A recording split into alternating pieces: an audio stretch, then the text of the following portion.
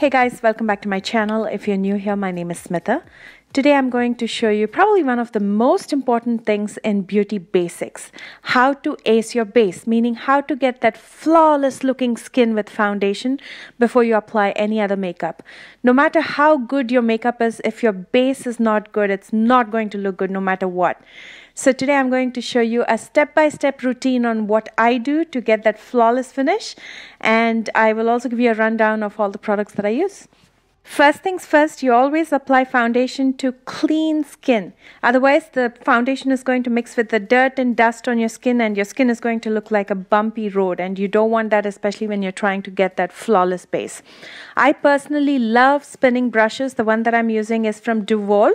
If you don't have a spinning brush, you can use your fingers as well if you have a good cleanser. I use a couple different cleansers. Every day I use Aveeno because it's mild on your skin, and it has the smallest amount of salicylic acid, which is perfect to balance out the oils in the skin. And then once a while, when I feel like my skin is breaking out or it's looking dull, I use Peter Thomas Roth because it has glycolic acid in it and it's perfect to rejuvenate the skin. I also exfoliate my skin twice a week using the Sani exfoliator. It's important to exfoliate because you want to remove all the dead cells from the surface of your skin. Otherwise, again, it's going to be a bumpy road. You want to flatten it before you apply anything on top of it. Whenever you exfoliate, you're letting more blood flow into your face because you're also massaging your face. So your face tends to swell a little bit. So I always recommend exfoliating the night before you apply the makeup.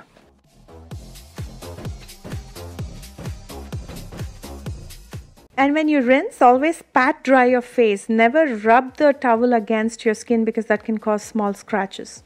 The secret to healthy looking skin is to keep it hydrated. So make sure you're drinking enough water and using a good moisturizer. On a daily basis, I use the Sani Face Contour Cream. You can use any favorite moisturizer of yours and apply it and let it sit there for about 10 minutes before it seeps into your skin and everything is absorbed by your skin. And while that is happening, I usually end up getting done with my brows. I use the Coastal Scents palette, the darkest color from the palette, to fill it in. Now that your skin is soft and smooth, you have to prep your skin for the foundation that's coming up next, for which you need a good primer. Because a foundation can move very easily, it needs something to hold on to or stick to, and a primer helps it do that.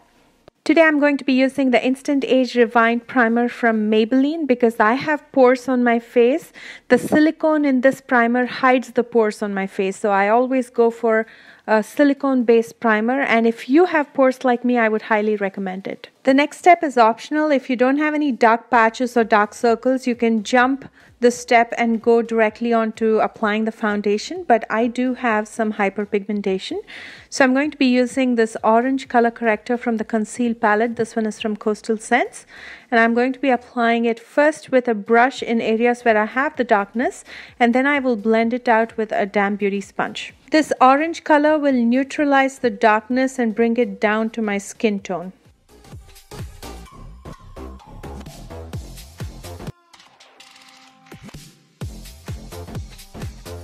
Make sure to always set this color correction with either a loose powder or a translucent powder before you apply the foundation. Otherwise, it's going to mix with the foundation and your face will appear orange.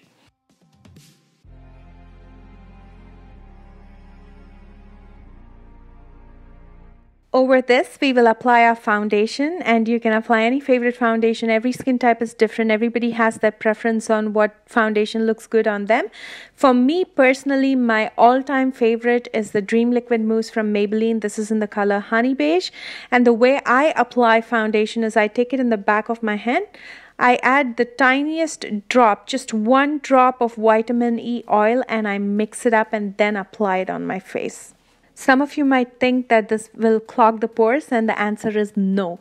When you wash your face, when you exfoliate it, you've removed all the oil from your face, and your face needs oil. So adding the tiniest drop of either vitamin E oil or coconut oil is not going to clog your pores. But if you have acne or pimples or even oily skin, I would ask you to avoid adding any oil. First, I apply the foundation to the center of my face using either brush or my fingers, and then I spread it out using a damp beauty sponge.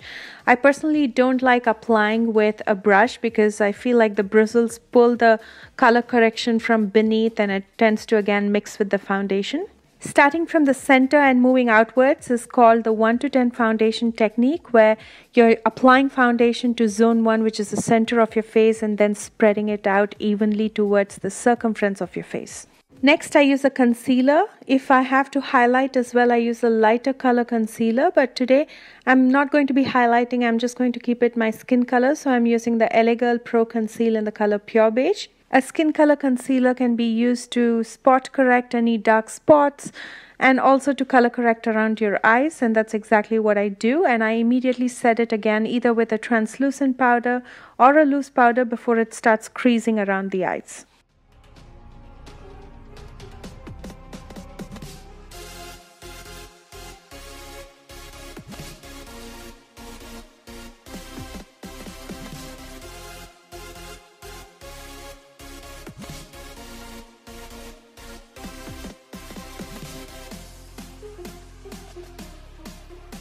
To mattify and set the rest of my face, I like to use a pressed powder. You can also use a translucent powder if that's your preference.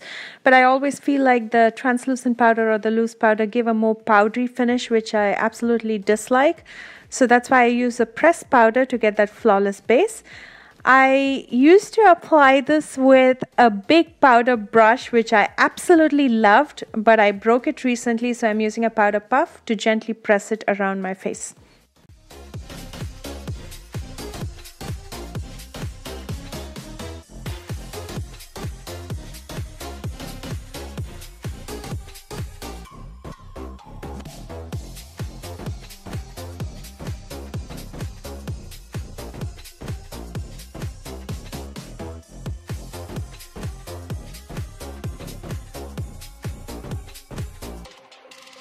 At this point, I'm going to be using a setting spray from Wet n Wild. By using a setting spray, you're going to melt all the powder on your face and make it look more skin-like.